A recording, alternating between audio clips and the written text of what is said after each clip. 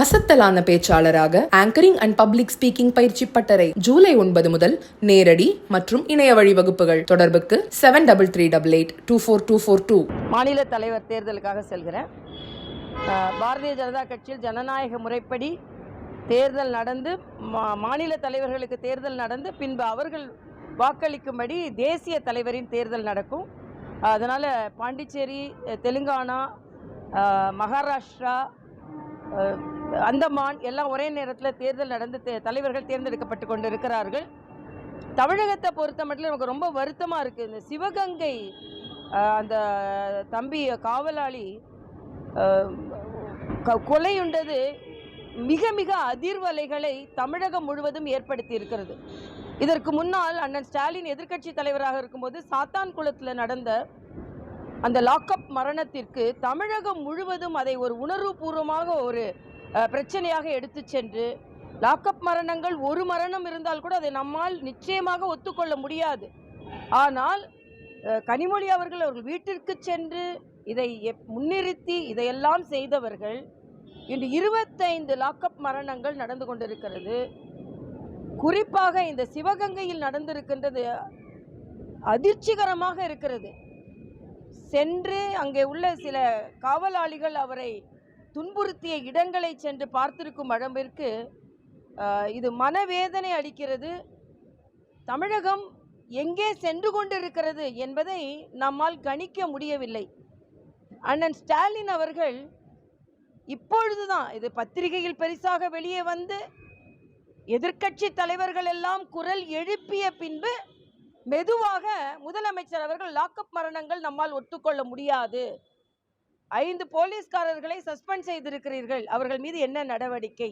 இதுவரைக்கும் தமிழகத்தில் நடந்த விசாரணை கைதிகள் மரணத்தில் யாரும் கைது செய்யப்படவில்லை, எந்த பெரிய விசாரணையும் நடைபெறவில்லை. திராவிட முன்னேற்ற கழகத்தை சார்ந்தவர்கள் குற்றங்களில் ஈடுபட்டிருந்தால் அவை முற்றிலுமாக மூடி மறைக்கப்பட்டு கொண்டிருக்கிறது என்பதற்கு சிவகங்கை பிரச்சனையும் ஒரு உதாரணமாக இருந்து கொண்டிருக்கிறது. அந்த குடும்பம் பரிதவிப்பதை பார்க்கும் பொழுது நமக்கு மிகுந்த வேதனையாக இருக்கிறது. அதனால் இன்னைக்கு காலையில் பேப்பரை திறந்தீங்கன்னா ஒரு வியாபாரியை கூட்டிட்டு போய் விரலை வெட்டியிருக்காங்க, கழுத்தை வெட்டியிருக்காங்க, ஒரு பெட்ரோல் பங்க் அதிகாரியை கொலை செஞ்சிருக்காங்க. பத்திரிகை திறந்தாலே செய்திகள் என்றால் கொலை செய்திகளாக இருக்கிறது. சட்டம் ஒழுங்கை வைத்து கொண்டிருக்கின்ற முதலமைச்சர் என்ன செய்து கொண்டிருக்கிறார் என்று தெரியவில்லை. அதில் தம்பி உதயநிதி நேற்று சொல்லியிருக்கிறாரு, புள்ளி விவரங்களின் அடிப்படையில் தான் திராவிட மாடல் சிறந்தது என்று சொல்லிக் கொண்டிருக்கிறார்களாம். திராவிட மாடல் என்றது வார்த்தை ஜாலம் அல்ல, அவங்களே சொல்றாங்க வார்த்தை ஜாலம் அல்ல, புள்ளி விவரங்களின் அடிப்படையில் தான் நாங்கள் திராவிட மாடலின் வெற்றியை நாங்கள் கொண்டாடி கொண்டிருக்கிறோம். நாங்களும் புள்ளி விவரங்களின் அடிப்படையில் தாங்க சொல்லி கொண்டிருக்கிறோம். புள்ளி விவரங்களின் அடிப்படையில், பத்திரிகைகளில் வரும் விவரங்களின் அடிப்படையில், மக்கள் படும் பாட்டின் அடிப்படையில் இங்கே ஏழைகளின் மனித உயிர் அவ்வளவு மலிவாக போய்விட்டது.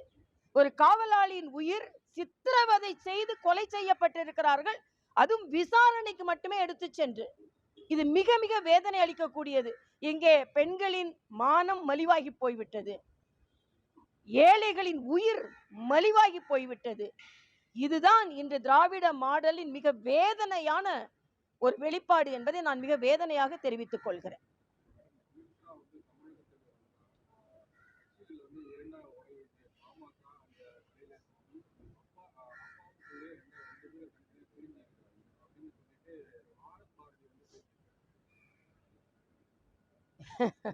இதுல பாமக பிரச்சனைக்கு மரியாதைக்குரிய அமித்ஷா அவர்களுக்கு என்ன சம்பந்தம்?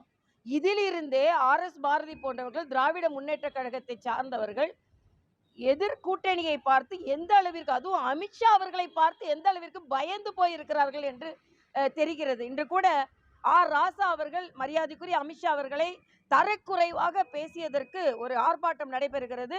நான் மனதளவில் அதில் கலந்து கொள்கிறேன். ஏன்னா என்னால் கலந்து கொள்ள முடியாது, நான் இன்னைக்கு அந்தமான் செல்கிறேன். ஆக அமித்ஷா அவர்களை பார்த்து இவர்கள் எவ்வளவு கிளி பிடித்து போயிருக்கிறார்கள் என்பதை இவர்கள் சொல்லி கொண்டிருக்கிறார்கள். நான் கேட்குறேன், திருமாவளவன் சொல்றாரு பாஜக எல்லாரையும் கபலீகரம் செய்ய போகிறது அப்படின்னு. நீங்க அடங்கி போயிருக்கிறீங்க, திமுக உங்களை கபலீகரம் செய்யலையா? காங்கிரஸுக்கு அடங்கி போய் திராவிட முன்னேற்ற கழகம் இருக்கிறது. ஆக உங்கள் கூட்டணியை முதலில் பாருங்கள். எட்டி எட்டி பார்த்து கொண்டிருக்கிறாங்க, ஏதாவது நடக்குமா? அதிமுக பாஜக கூட்டணியில் ஏதாவது நடக்குமா? யாராவது ஏதாவது சொல்லுவாங்களா? அதை பிடிச்சி இந்த கூட்டணி இன்னும் இணையலை ஒட்டலைன்னு சொல்லி கொண்டிருக்க முடியுமான்னு என்று தேடி தேடி பார்த்து கொண்டு எதையும் தேட வேண்டாம். அதிமுக பாஜக கூட்டணி உறுதியாக இருக்கிறது, நிச்சயமாக வெற்றி பெறும் என்பதை நான் தெரிவித்துக் கொள்கிறேன். நன்றி தம்பி.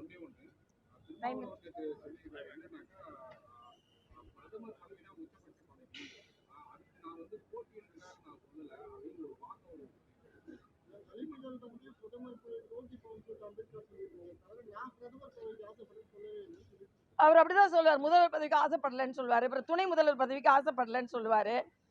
அவங்களுக்கு அது சாத்தியம் இல்லை. நிச்சயமா பாரதிய ஜனதா கட்சியை பொறுத்த மட்டில் எங்கள் கட்சியில் தலைவர்கள் தலித்துகளாக இருந்திருக்கிறார்கள். அதே திராவிட முன்னேற்ற கழகத்தில் கேட்க வேண்டியதான நான் கேட்கிறேன்.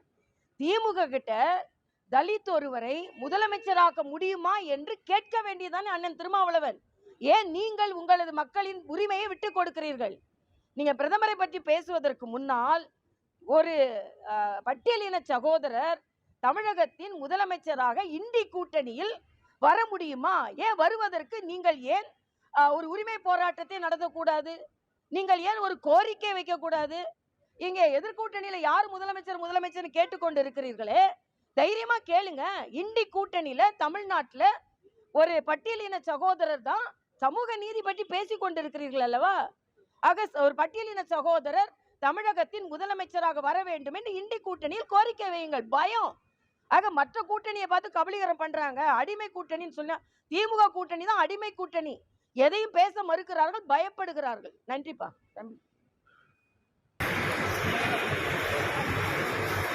நன்றி தம்பிங்களா. மாநில தலைவர் தேர்தலுக்காக செல்கிறேன். பாரதிய ஜனதா கட்சியில் ஜனநாயக முறைப்படி தேர்தல் நடந்து மாநில தலைவர்களுக்கு தேர்தல் நடந்து பின்பு அவர்கள் வாக்களிக்கும்படி தேசிய தலைவரின் தேர்தல் நடக்கும். அதனால் பாண்டிச்சேரி, தெலுங்கானா, மகாராஷ்டிரா, அந்தமான் எல்லாம் ஒரே நேரத்தில் தேர்தல் நடந்து தலைவர்கள் தேர்ந்தெடுக்கப்பட்டு கொண்டு இருக்கிறார்கள். தமிழகத்தை பொறுத்த மட்டும் எனக்கு ரொம்ப வருத்தமாக இருக்குது. இந்த சிவகங்கை அந்த தம்பி காவலாளி கொலையுண்டது மிக மிக அதிர்வலைகளை தமிழகம் முழுவதும் ஏற்படுத்தி இருக்கிறது.